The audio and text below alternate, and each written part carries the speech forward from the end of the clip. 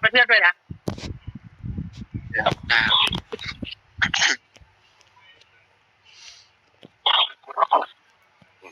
ผมพายเอาซ้ายกันนะเด็กพี่เกมนี้ช่วยขอไฟนิดนึงเกมที่เราไม่ได้ขอโฟกัสในไฟกันเลยไฟนิดนึง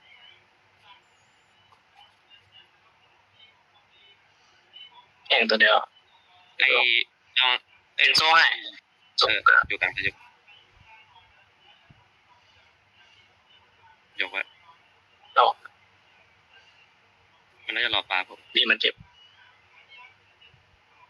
ผมไปหาฟอร์เรนเลย ไปเฮ้ยมันกลางเจ็บมากผู้กลางเจ็บปุ๊บ ฟอร์เรนก็เจ็บอ่ะพี่ผมไปพี่ ไปเดี๋ยวเราเช็คเราตัด เอาได้ปะไม่ได้อุ้ยมันจะตายแล้วตอนเมื่อกี้มันโดดขึ้นเข้าไปไม่เอาแล้วนะเอาตัวเล็กก็ได้ กลางเข้าหน่อยพี่ เอาเลยไม่ได้อย่าดู หายไปแล้วหายแล้ว ชื่อปิงมีปิง กลับมาไอ้นี่เขียนยังไงอะไรจุบนปั่นมันยังไม่ตี จุบน เจพี่กำลังไปกลางแล้วพี่ กลางระวังนะบน ผมไม่โผล่กลางนะเดี๋ยวผมรอเดินพร้อมเปล่าเอาปะ คุณนั่นกำลังสู้ได้อยู่ปะผมว่าเอาเอ็นโซเอาซ้ายนะ ต้องเกียร์ก่อนนะเว้ยต้องระวังตรงกลาง มันจะบวกบนกันนะระวังเอลตายเต็มเลยรวมมันแทงอ่ะไม่เห็นเลยว่ะ ตายก็ได้ รอมันไม่โผล่นะรอมันระวังมัน จะเก็บสแต็กนะ เอลตายอ่ะเต็มเลยเอลตายแต่เอ็นโซไม่เห็นแต่น่าจะอุ้ยเอาดูก่อนตายดอกว่าวให้ดึงได้ปะพอลีมันเปียก รอมาเจ็บเอ็นโซเจ็บ ไปรอมังกรเอ็นโซเจ็บมาก ยังไม่มีทำอะไร กี่วิ 33เอ็นโซหายอ่ะ มันน่าจะลีนะก็เจ็บ ให้ดูกันหน่อยดิ ทีนี้ก่อนเลี้ยงแครี่เลยก็ได้เฮ้ย ผมมีริว มันได้ติเฮ้ยมันโลได้ปะ เอาก่อนครับ วิกปอแปดแล้ว มันเป็นอุ้ยมาจ้าปิงแล้วมาจ้าปิงเลยไม่ใช่มาจ้าไอ้นาตยาปิงประมาณ4 ครึ่งผมหาสเปย์จะยาวเลี้ยงแครี่เลยเดี๋ยวผมเรียกแค่นี้ ป่ามันทำมิ่งไหนนะบนปะ ป่ามันทำให้จะบนครับ บน โอเค ข้างล่างมันน่าจะ1แล้วตอนเนี้ย แต่ว่า เดี๋ยวดูตรงนี้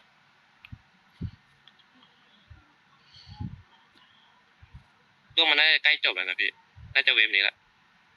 ขวาล่างเยอะด้วงเองล่ะ ล่วงลง เกี่ยวไว้แล้ว ด้วงบินลง เอาแล้วไม่มีเวฟ นี่เต็มเลย ล่าง3นะเว้ย เอ็นโซอยู่ด้วย มาจ้าไม่ใช่นาตยาอยู่นะเมย์อยู่นี่นะร่วมมันก็น่าจะอยู่นี่นะ อยู่อะไรอยู่หรือไม่ก็มันน่าจะเป็นเดิมรับกลาง ล่าง4ไม่หมดอาการ ด้วงไม่โผล่ด้วงรับกลางล่าง3ให้เราดูร่างหน่อยดิร่างไปอ่ะ ได้ เอ็นโซอยู่ใน เนื้อ ให้ดูหน่อยอยู่เอ็นโซก่อนนะ ก่อนดีกันเอ็นโซ่อะไรเนี่ย ตายดึงมาผมแล้ว ไปรับกลางไหมเดี๋ยวเล่นล่าง4 นาทีละเดี๋ยวเราดูบ้างเมดอยู่นี่มาแล้ว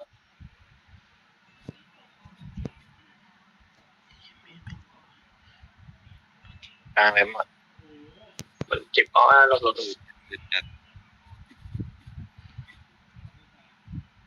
เรียน40 วิพี่ ไม่น่าได้แล้วอ่ะ ร่วมมันทำมิ่งจะบนเหมือนเดิมนะไม่รู้มันจะมุดมาล่าง พี่ผมหาตังค์ ไปรับกลางเลยปะ ไม่ได้เดี๋ยวละเป็น จะรอแค่นี้ก่อนหายมาเลยลอง ก็นั่งอยู่บน ลองเอ็นโซเกี่ยว เป็นใส่ไหน โซ่โฟกั จะ ส โซลง สู้ได้บนอ่ะ อ้ยบนสองนะ ไหวเอ้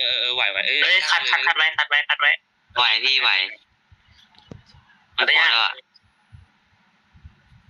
เอ้ยมันจะกันวะ เอ็นโซยังอยู่ล่างเลยเอาขวาไปล่างเอ้ยเอ็นโซ ไม่มันปล่อยทางไปครับ ง่าแตกแล้วนะตามไปก ไอ้ ลาง ไม่ได้แล้วทันไปเนี่ยโอ้ย กลางมีเวฟเลย แล้วรีป้อมได้เฮ้ยจะตายแล้วเว้ย ชิว ตาย ไม่ปล่อย ๆสด เฮ้ยดวงมา ออกได้ป่าวมันเจ็บอยู่นะ เอ้ยเดี๋ยวเขาเคลียร์เดี๋ยว โดนละเดี๋ยวไล่นะต้องเชียร์ลังโล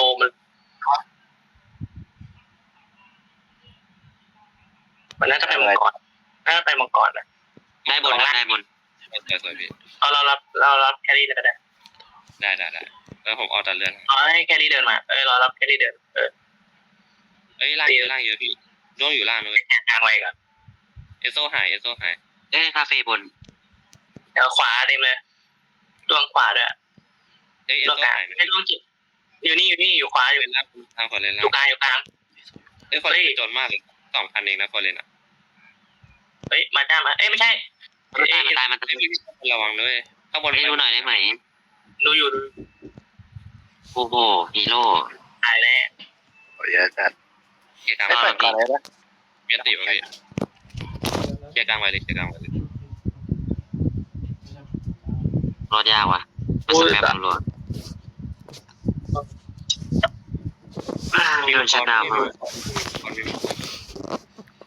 ไอ้ของไม่มี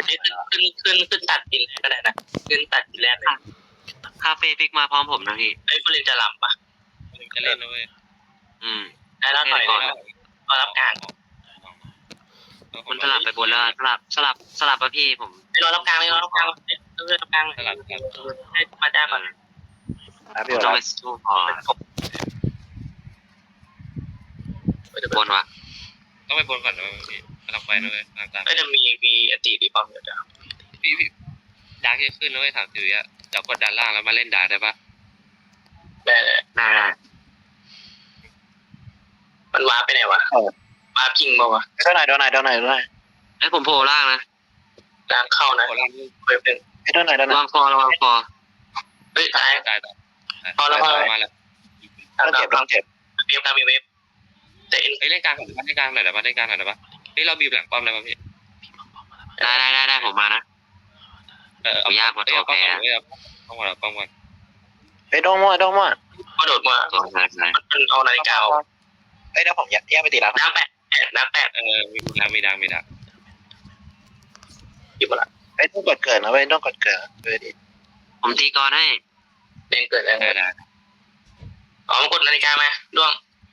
ก็เลยจะลำนะเนี่ย เพื่อนมันจะไฟนะเว้ยเพื่อน มีตินะมีติดีป่ะ เฮ้ยฟอร์เรนก่อนเดี๋ยวฟอร์เรนก่อน ไอ้ตัวไหน ประกันนี่ไป ฟอร์เรนก่อน ตายได้ด่า เจ็บโซเจ็บครึ่งหลัง ได้อยู่ แบบว่างมันมาตาแต่มันโลหมดเลยนะโลเลยเนี่ย ไม่มีอะไรเล่นนะไม่มีอะไรเล่น เล่นล่างเล่นกลางล่าง เฮ้ยใครกดมันเข้า เกมมันค้างเมื่อกี้ผมจะกดหยุดแต่แบบกดเร็วไปหน่อยมันเลยไปโดนปุ่มนี้ได้แล้วพี่ ไปบนเอาเนี่ยเรามันหา มีดาร์ก เล่นกลางล่าง เว็บกลางมาเว็บนึง เฮ้ยเจ็บมันเจ็บอ่ะ เอ้ย ไอ้ดูไม่ไหว ไหวเล่นได้เล่นดิพี่ ผมไม่มีรีฟอร์เรน เอาตาย ไอ้โดนโซนไหนยิงเป้าหมายได้ปะ ได้นะเว้ย สวย น้ำไม่ ล่างเลยพี่ มาล่านี่ป่ะ ไอ้แทงให้ได้ปะ แทงป้อมจบแล้ว สวย ยิงไว้หน่อย เรื่องนึงนะพี่ไม่มีฮิว โอ้โห ทำไมเกมนี้มันแบบ อย่าตัวเราโหดตัวเราโกงเยอะ ก็เลยเข้ามาแม็กพี่แคลรี่พี่เดย์2 รอบ ไปเข้าแย่ข้างฟอร์เรนมันจะเข้ามามันต้องใส่หมดอ่ะมันจะรันใส่อ่ะแต่คู่กลางลีไม่ค่อยคุ้มเท่าไหร่ยังไม่ค่อยเห็นลีคิวหนึ่งไงเพื่อนเลย ผม เมื่อกี้ไม่ โดนรี